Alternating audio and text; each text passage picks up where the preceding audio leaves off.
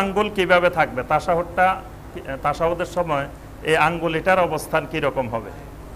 জি, এই ক্ষেত্রে অনেকগুলো হাদিস পাওয়া যায় এবং ফুকাহায়ে কেরামের অনেক মতামত আছে। তবে সব মতামতগুলোর মধ্যে সবচেয়ে বিশুদ্ধ যে মতটিকে ওলামায়ে মদিনার ওলামায়ে কেরাম যে মতটিকে সবচেয়ে বিশুদ্ধ বলছেন, সেই মতটি হলো তাশাহুদে বসার পরে, বৈঠকে বসার পরে প্রথম থেকে শেষ পর্যন্ত আঙ্গুলটা কিবলামুখী থাকবে। মানে এইভাবে আঙ্গুল এই দুইটা লাগায় রাখতে হবে, এইটার মাথার সাথে এটা লাগায় রাখতে হবে। এই দুইটা আঙ্গুল পুরোপুরি লাগানো, এই দুইটা আঙ্গুল একটার মাথার সাথে একটা লাগানো, আর এটা পুরোপুরি খোলা।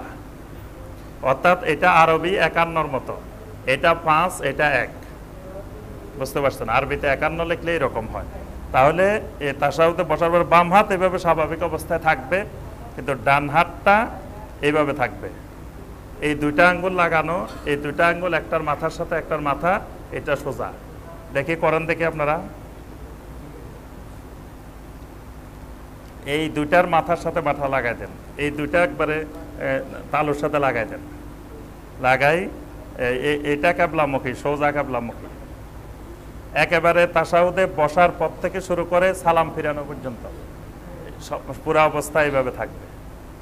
এরপরে এটা আবার মাঝে মাঝে একটু নড়াচড়া করবে। মাঝে মাঝে নড়াচড়ার জায়গাগুলো কোথায়? যেখানে যেখানে দোয়া হবে সেখানে নড়াচড়া করবে। সব জায়গায় কেউ কেউ দেখি যে এমন এমন করে নড়াচড়া, সারাক্ষণ নড়াচড়া। সারাক্ষণ এটা নড়াচড়া হবে না, সারাক্ষণ এটা কিবলামুখী থাকবে। নড়াচড়াটা হবে শুধু দোয়ার জায়গায়।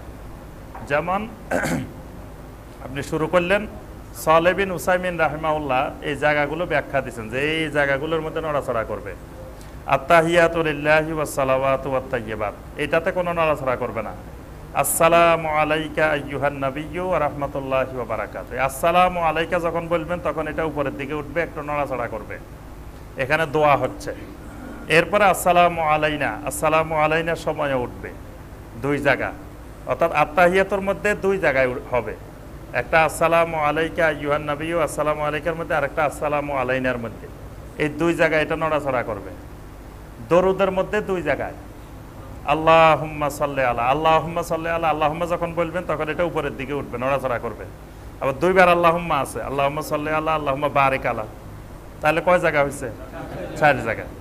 দোয়ায়ে মাসুরার মধ্যে যদি আল্লাহুম্মা ইন্নী আউযু বিকা মিন আযাবিল কবর, এই দোয়ায়ে মাসুরা পড়লে 4 জায়গায় আল্লাহুম্মা ইন্নী আউযু বিকা মিন আযাবিল কবর ওয়া আউযু বিকা মিন ফিতনাতিল মাসিহিদ দাজ্জাল ওয়া আউযু বিকা মিন ফিতনাতিল মাহইয়া ওয়া ফিতনাতিল মামাত আল্লাহুম্মা ইন্নী আউযু বিকা মিনাল মাসামাল। 4টা দোয়া 4 বার নড়াচড়া করবে। তাহলে কয়বার হয়েছে? 8 বার। এই ক্ষেত্রে 8 বার।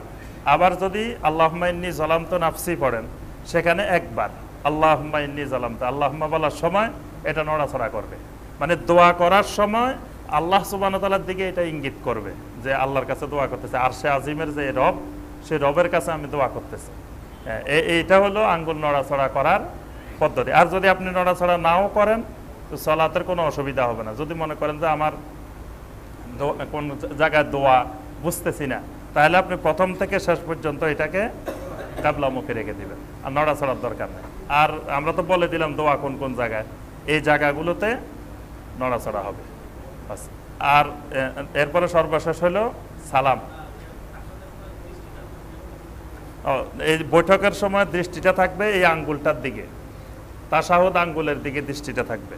সুন্নাহ পদ্ধতি হলো আপনি বসছেন, এই আঙ্গুলের দিকে থাকবে। এই আঙ্গুলের দিকে দৃষ্টি থাকলেই ওই কোথায় নড়াচড়া করতে হবে, কোথায় সব খেয়াল কিন্তু থাকবে। আপনি তখন খেয়াল করবেন যে এটা কখন নড়াচড়া করবে, কখন কি করবে এই বিষয়ে। এজন্য সার্বক্ষণিক দৃষ্টি থাকবে এইটার প্রতি।